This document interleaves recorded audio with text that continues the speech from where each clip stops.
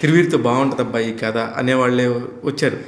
అలాంటివి వచ్చినప్పుడు మిమ్మల్ని ఎందుకో అందుకోవటానికి ట్రై చేస్తే కూడా ఎందుకో మీరు దొరకలేదు. అది ఏంటి ఆ మధ్యలో ఆ గ్యాప్ ఎందుకు వచ్చింది? నాకు ఇది చాలా స్ట్రేంజ్. నాకు బయట ఇండస్ట్రీలో నేను వినేది ఏంటంటే ఒక్కొక్కరు తిరువీరండి వాళ్ళకు ఖాళీ లేడు తనని పట్టుకోలేవు అంటారని, తర్వాత తిరువీరు చాలా ఎక్కువ డబ్బులు ఆడుతున్నారు మనం ఎక్కడ చేస్తాం తిరువీరుతో అంటున్నారని ఇవి వింటూ ఉంటాను నేను. కానీ చాలామందికి తెలియని విషయం ఏంటంటే నా మెయిల్ ఐడి కానీ నా వాట్సాప్ కానీ నా ఫోన్ నెంబర్ కానీ చాలా అందరికీ నాకు రోజుకి ర్యాండమ్గానే 4-5 అన్నోన్ నెంబర్స్ నుంచి పిచ్ డెక్లు వస్తుంటాయి. అది ఎలా వస్తుంది? నన్ను అప్రోచ్ అవ్వనప్పుడు అవి పాసిబుల్ కాదు, మెయిల్లో వస్తాయి. అవి ఎలా మెయిల్ ఐడి తీసుకుంటారు ఇన్స్టాగ్రామ్ నుంచో తెలియదు నాకు, కానీ ఫేస్బుక్ నుంచో మెయిల్లో వస్తాయి, వాట్సాప్లో వస్తాయి, ఫోన్ కాల్లో కూడా చెప్తారు నేను మా ఫ్రెండ్ నుంచి మీ నెంబర్ తీసుకున్నానండి మీకు కథ చెప్పాలి. నన్ను అప్రోచ్ అవ్వడం చాలా ఈజీ. నేను ఎక్కువ మందికి ఎందుకు కొత్త వాళ్ళకి నేను ఆప్షన్స్లో ఉంటానంటే నన్ను అప్రోచ్ అవ్వడం ఈజీ.